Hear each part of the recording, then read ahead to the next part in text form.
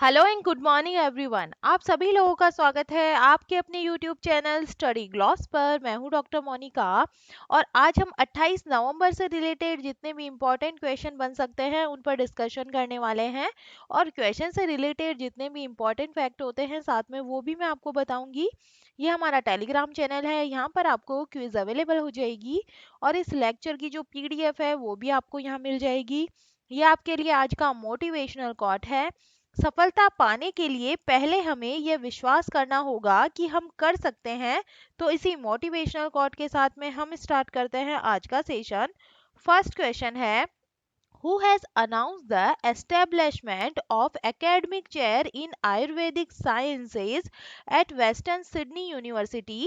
किसने western Sydney university में आयुर्वेदिक विज्ञान में एकेडमिक चेयर स्थापित करने की घोषणा की है? तो इसका करेक्ट आंसर होगा ये मिनिस्ट्री ऑफ आयुष ने की है। अंतर्राष्ट्रीय सहयोग को मजबूत करके और शैक्षणिक अनुसंधान को बढ़ावा देने के उद्देश्य से आयुष मंत्रालय ने वेस्टर्न सिडनी यूनिवर्सिटी के NICM हेल्थ रिसर्च इंस्टीट्यूट में आयुर्वेद एकेडमिक चेयर की घोषणा की है और जिसका जो कार्यकाल है ये 3 साल के लिए होगा।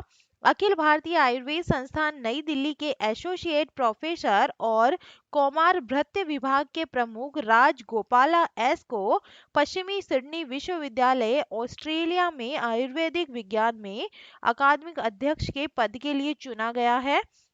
और ये पद ऑस्ट्रेलिया में अकादमिक और सहयोगी शोध गतिविधियों को बढ़ावा देने में हमारे सहयोग को मजबूत करेगा।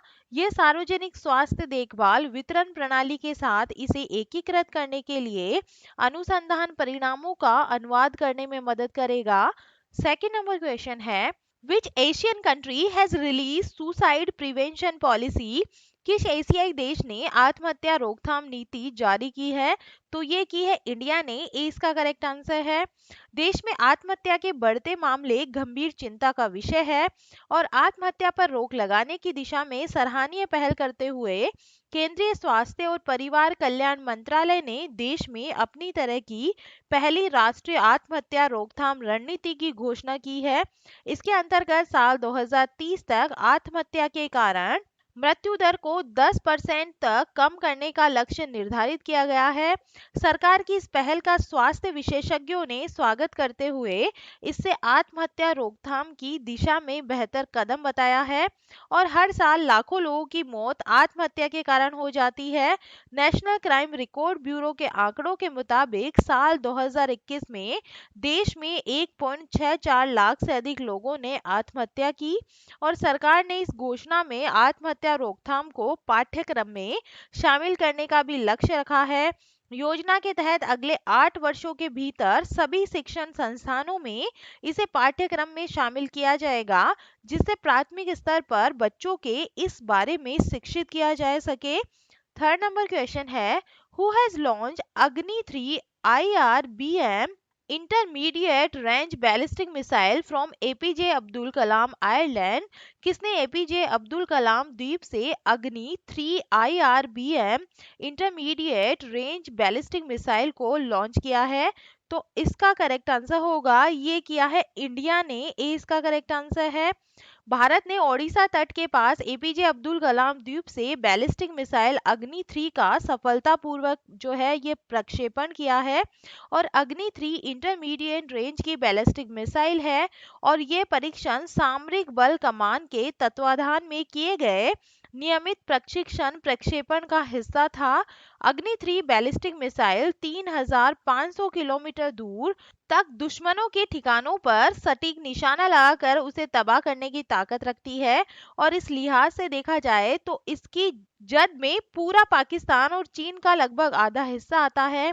परमाणु हथियार ले जाने में सक्षम अग्नि 3 मिसाइल की लंबाई 17 मीटर और जो व्यास है ये 2 मीटर है। Top 5 question related to rocket और मिसाइल की हम बात करें, विच कंट्री है successfully test fired Arrow 3 missile? तो ये जो है ये इजराइल ने सक्सेसफुली इसका परीक्षण किया है। Who has successfully test launched man portable anti tank guided missile. तो इसको जो है ये डीआरडीओ के द्वारा टेस्ट किया गया है। Which country has successfully test fire the medium range ballistic missile Hwasong 12। तो ये नॉर्थ कोरिया ने इसका परीक्षण किया है। Which country has successfully test fire the new naval air defence system C Dome. तो इसका जो परीक्षण है ये इजराइल के द्वारा किया गया है। Defense Research and Development Organization has successfully test fired with surface to surface missile from Andaman and Nicobar Island। तो ये किया गया है ब्रह्मोस सुपरसोनिक क्रूज मिसाइल का। 4 नंबर क्वेश्चन है विच union ministry announce the national Gopal Ratna award 2022। किस केंद्रीय मंत्रालय ने राष्ट्रीय गोपाल रत्न पुरस्कार 2022 की जो है ये घोषणा की है। तो इसका करेक्ट आंसर होगा ये ministry of fisheries animal husbandry and जो डेयरिंग है इन्होंने की है। डिटेल से बात करें तो मत्स्य पालन पशुपालन और डेयरी मंत्रालय ने राष्ट्रीय गोपाल रत्न पुरस्कार 2022 की घोषणा की है। और ये पुरस्कार 3 श्रेणियों में प्रदान किया जाता है। राष्ट्रीय दुग्ध दिवस समारोह 2022 के अवसर पर डॉक्टर बाबू राजेंद्र प्रसाद अंतर्राष्ट्रीय सम्मेलन केंद्र जेकेवी के परिसर बेंगलुरु कर्नाटका में पशुपालन और डेयरी विभाग भारत सरकार के द्वारा आयोजित एक समारोह में विजेताओं को पुरस्कारों का वितरण यहाँ पे किया जाएगा। और इन पुरस्कारों में प्रथम रैंक के लिए 5 लाख रुपए, दूसरी रैंक के लिए 3 लाख रुपए और तीसरी रैंक के लिए 2 लाख रुपए का जो नगद पुरस्कार है। और प्रत्येक श्रेणी के लिए योग्यता प्रमाण पत्र और एक स्मृति चिन्ह प्रदान किया जाएगा। टॉप 5 अवार्ड की हम बात करें which Indian women has been awarded Ayurveda Ratna award 2022 by UK parliament. तो ये मिला है तनुजा निसारी को। Which Indian young women entrepreneur has won Times business award 2022 जो है ये रश्मि साहू को मिला है।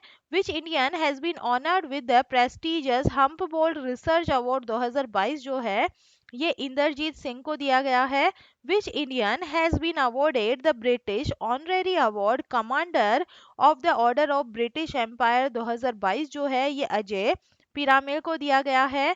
Who has been honoured with the world food prize 2022 जो है ये सिंथिया रोशनविक को मिला है। 5 नंबर क्वेश्चन है who has been designated by the European Parliament as a state sponsor of terrorism। यूरोपीय संसद ने किसको आतंकवाद के राज्य प्रायोजक के रूप में नामित किया है। तो इसका करेक्ट आंसर होगा ये रशिया को किया गया है। ए इसका करेक्ट आंसर है। यूरोपीय संसद ने रूस को आतंकवाद का प्रायोजक देश घोषित किया है। ईयू ने तर्क दिया है कि मॉस्को के सैन्य हमलों ने ऊर्जा बुनियादी ढांचे अस्पतालों स्कूलों और आश्रयों जैसे नागरिक लक्ष्यों पर अंतर्राष्ट्रीय कानून का उल्लंघन किया और इसने यूक्रेन पर किए हमलों को क्रूर और अमानवीय कृत्य करार दिया है। रूस ने जानबूझकर यूक्रेन की नागरिक आबादी पर हमले किए और अत्याचार किए। सदस्यों ने कहा है कि मॉस्को ने नागरिक बुनियादी ढांचे का विनाश मानव अधिकारों का गंभीर उल्लंघन और अंतर्राष्ट्रीय मानवीय कानूनों के खिलाफ युद्ध अपराध का कार्य किया है जो कि आतंकवादी कृत्य के समान है। 6 नंबर क्वेश्चन है FDI equity inflow fell by how much percent to $26.9 billion during April to September. FDI equity प्रवाह अप्रैल सितंबर के दौरान कितने प्रतिशत गिरकर 26.9 अरब डॉलर हो गया है। तो इसका करेक्ट आंसर होगा ये गिरा है 14%। ए इसका करेक्ट आंसर है। देश में प्रत्यक्ष विदेशी निवेश इक्विटी प्रवाह चालू वित्त वर्ष में अप्रैल से सितंबर के दौरान 14% घटकर 26.9 अरब डॉलर रहा है। और उद्योग और आंतरिक व्यापार संवर्धन विभाग के आंकड़ों के अनुसार पिछले वित्त वर्ष की इसी अवधि में एफडीआई इक्विटी प्रवाह 31.15 अरब डॉलर था। कुल एफडीआई प्रवाह भी चालू वित्त वर्ष की पहली छमाही में घटकर 39 अरब डॉलर रहा जबकि एक साल पहले इसी अवधि में यह 42.86 अरब डॉलर था। और कुल एफडीआई में इक्विटी निवेश कमाई को फिर से कारोबार में लगाना और अन्य पूंजी प्रवाह शामिल है। 7 नंबर क्वेश्चन है which was declared the best film of the 53 hour challenge. किसे 53 आवर चैलेंज की सर्वश्रेष्ठ फिल्म घोषित किया गया है? तो इसका करेक्ट आंसर होगा, तो डियर डायरी को जो है ये सर्वश्रेष्ठ फिल्म घोषित किया गया है। 53 ओवर चैलेंज का उद्घाटन किया, जिसका आयोजन 53वें भारतीय अंतर्राष्ट्रीय फिल्म महोत्सव इफ्टी के साथ साथ किया गया है। और शूटिंग से लेकर अंतिम फिल्म डिलीवरी तक फिल्म निर्माताओं ने अपनी स्क्रिप्ट को जीवंत करने के लिए बिना रुके काम किया। और टीम पर्पल द्वारा बनाई गई फिल्म डियर डायरी को सर्वश्रेष्ठ फिल्म घोषित किया गया है। और विजेता फिल्म में महिला सुरक्षा के मुद्दे पर प्रकाश डालती है। प्रतियोगिता ने देश भर से चुने गए 75 क्रिएटिव माइंड्स को उनके idea of India at that 100 पर एक लघु फिल्म बनाने के लिए 53 घंटे में एक चुनौती प्रदान की।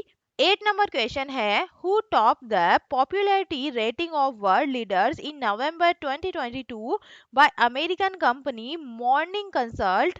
नवंबर 2022 में अमेरिकी कंपनी मॉर्निंग कंसल्ट की और से विश्व नेताओं की लोकप्रियता के बारे में जारी रेटिंग में कौन जो है ये शीर्ष स्थान पे रहा है? तो इसका करेक्ट आंसर होगा, नरेंद्र मोदी जी जो है ये टॉप पे रहे हैं।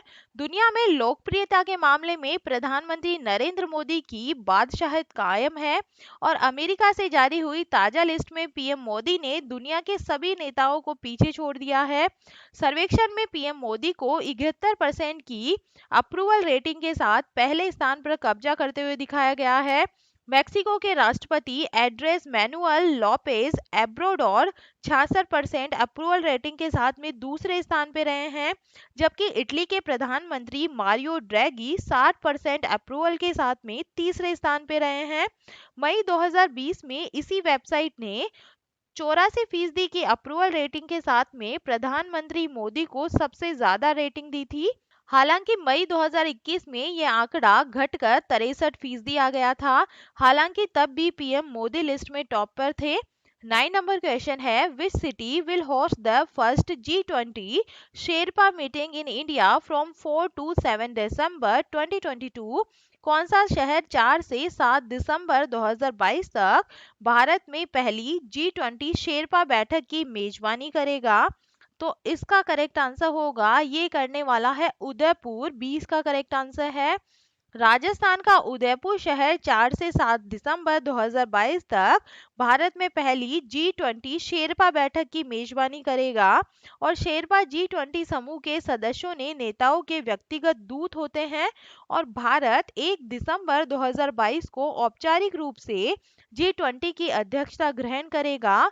भारत एक मेजबान राष्ट्र के रूप में नई दिल्ली में सितंबर 2023 में होने वाले G20 शिखर बैठक का एजेंडा तय करेगा। G20 शेरपा बैठक की अध्यक्षता भारतीय शेरपा अमिताभ कांत करेंगे। और G20 या G20 का समूह 19 देशों का एक बहुपक्षीय संगठन है। और यूरोपीय संघ की स्थापना 1999 में हुई थी। भारत 1999 में इसके स्थापना के बाद से G20 का सदस्य रहा है। 10 नंबर क्वेश्चन है, द हिस्टोरिक कटक बाली यात्रा made it to the Guinness World Record by achieving the feat of making 22,000 paper boat in how many minutes? ऐतिहासिक कटक बाली यात्रा ने कितने मिनट में 22,000 कागज की नाव बनाने की उपलब्धि हासिल करके गिनीज वर्ल्ड रिकॉर्ड में अपनी जो जगह है ये बनाई है? तो इसका करेक्ट आंसर होगा 35 मिनट में जो है इन्होंने ये नाव बनाई है।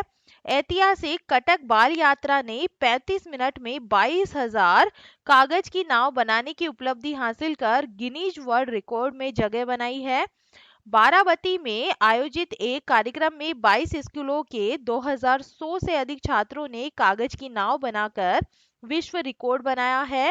राज्य के सबसे बड़े ओपन एयर व्यापार मेले कटक की बाली यात्रा के लिए वैश्विक मान्यता प्राप्त करने के उद्देश्य से विश्व रिकॉर्ड बनाने का प्रयास किया गया था।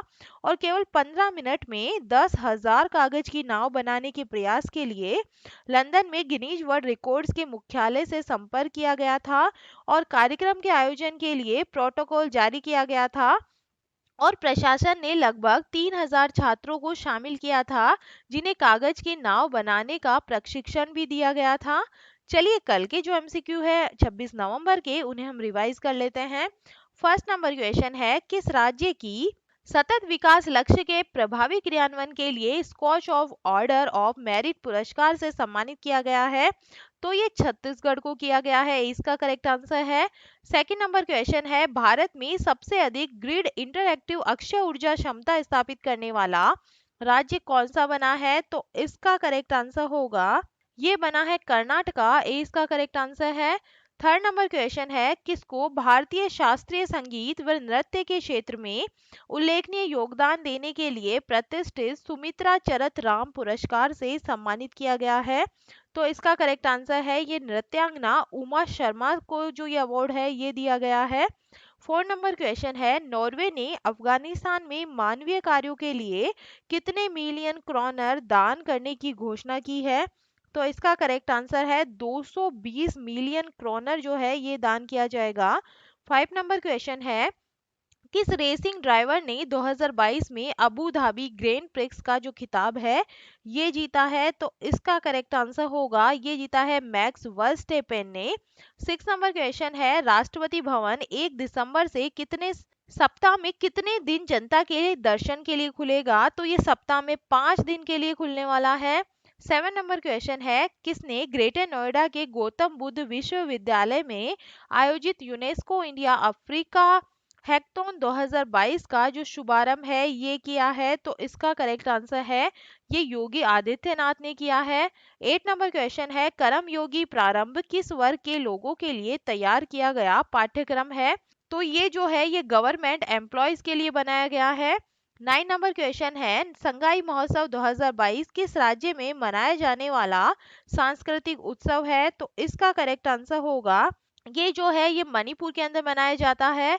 10 नंबर क्वेश्चन है, कौन सा शहर 2022 में हिंद प्रशांत क्षेत्रीय संवाद का मेजबान होगा? तो इसका करेक्ट आंसर होगा, ये होने वाला है न्यू दिल्ली, ए इसका करेक्ट आंसर है। और ये था कल का स्टडी 26 नवंबर का study gloss question. Collins dictionary का वर्ड ऑफ द ईयर किसे चुना गया है? तो इसका करेक्ट आंसर होगा, परमे क्राइसिस को जो है ये जो वर्ड है ये चुना गया है, ए इसका करेक्ट आंसर है। और ये है आप लोगों के लिए आज का स्टडी ग्लॉस क्वेश्चन, किस कंपनी ने भारत का पहला रिस्पॉन्सिबल स्टील सर्टिफिकेशन प्राप्त किया है? तो इसका आंसर आप मुझे कमेंट सेक्शन में दीजिएगा। ये हमारा टेलीग्राम है, यहाँ पर आपको जो क्विज है ये अवेलेबल हो जाएगी, यहाँ जाकर आप ज़्यादा से ज़्यादा क्वेश्चंस की प्रैक्टिस कर सकते हैं। और अगर आपको सेशंस पसंद आ रहे हैं तो इन्हें लाइक कीजिए, अपने दोस्तों के साथ में शेयर कीजिएगा। तो चलिए मिलते हैं हम एक नए सेशन के साथ में। Thank you.